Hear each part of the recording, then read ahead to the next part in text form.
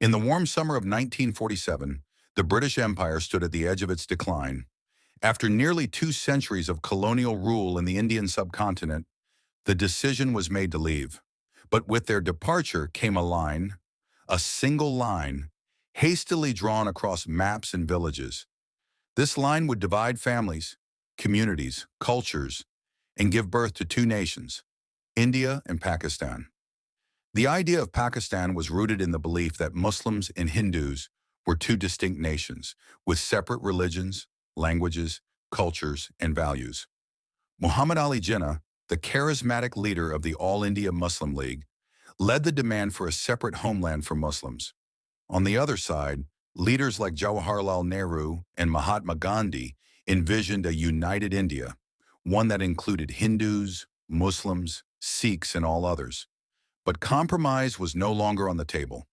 British administrators, overwhelmed and impatient, agreed to divide British India. On August 14, 1947, Pakistan was born. One day later, India became independent. What followed was one of the bloodiest upheavals in modern history. Over 15 million people were forced to migrate. Hindus and Sikhs fleeing Pakistan for India, Muslims escaping India for Pakistan. Trains arrived full of corpses, villages were razed, women were raped, children slaughtered. Over 1 million people lost their lives in the chaos of partition. From the very beginning, India and Pakistan were born not only as neighbors, but as rivals. And at the center of this rivalry stood a region of haunting beauty and deep resentment, Kashmir. The princely state of Jammu and Kashmir was majority Muslim, but ruled by a Hindu Maharaja, Hari Singh. At the time of partition, princely states were given the choice: join India, join Pakistan, or remain independent. Hari Singh hesitated, but when tribal militias from Pakistan invaded Kashmir, he turned to India for help. In return, he signed the Instrument of Accession, officially handing Kashmir over to India. Pakistan never accepted this. In 1947, the First Indo-Pak War began. It lasted over a year. Thousands died. A ceasefire was brokered by the United Nations in 1949. The result was the line of control, splitting Kashmir into two, one side administered by India, the other by Pakistan. But both countries claimed the whole territory. The conflict had begun.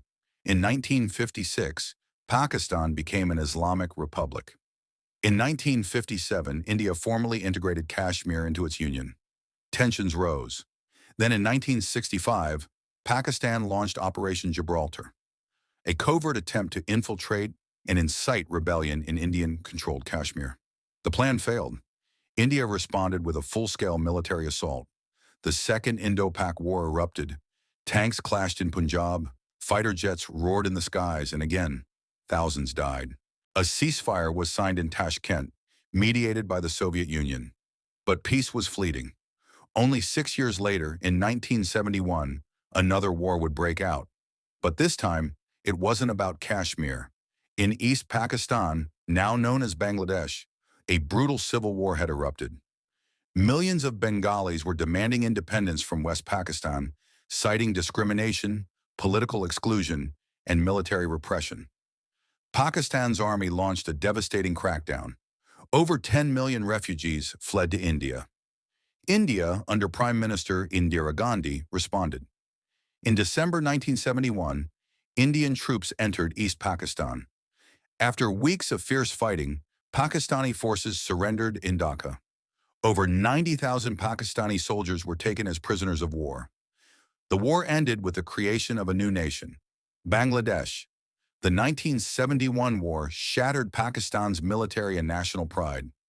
It was the most humiliating defeat in its history, but it also reinforced deep animosity toward India, one that would fester for decades. By the 1980s and 1990s, both nations were not only arming their militaries, but also racing for the ultimate weapon, nuclear power. In 1974, India detonated its first nuclear device, codenamed Smiling Buddha.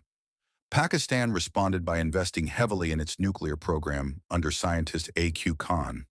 By 1998, both countries had successfully tested nuclear weapons. The stakes were now existential. In the same year, 1999, conflict erupted again in the mountains of Kargil, located in the Indian-administered part of Kashmir.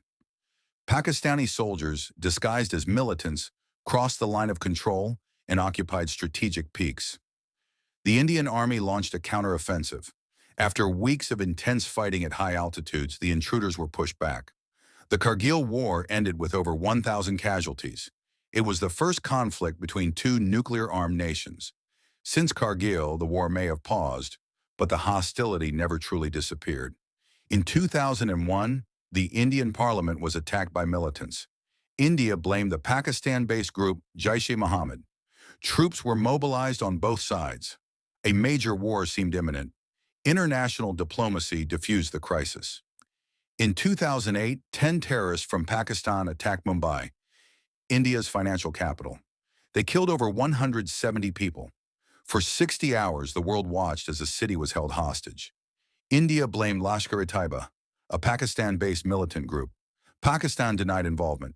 Again, the drums of war began to beat, but again, were silenced, barely. By the 2010s, a new front opened: cyberspace and propaganda.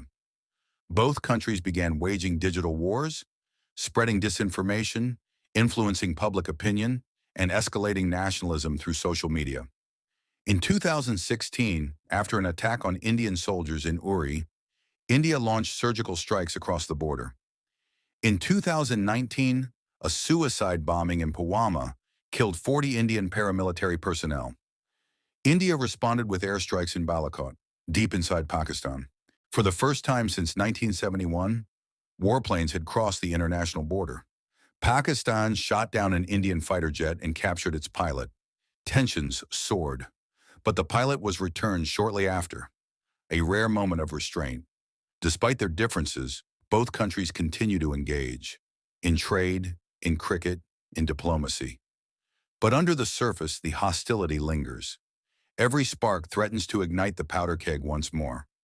Kashmir remains at the heart of the conflict.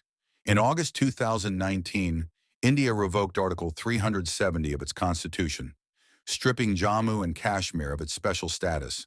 The region was placed under lockdown. Thousands were detained. Communication was cut. Pakistan condemned the move, calling it illegal and unilateral. India argued it was an internal matter. The world watched, once again, as the Himalayas trembled with uncertainty. Today, India and Pakistan remain locked in a cold conflict. Both nations possess hundreds of nuclear warheads. Both have powerful militaries. Both carry deep wounds from history. But beyond the politics and borders, there are people, millions of them, who share languages, songs, food, and pain.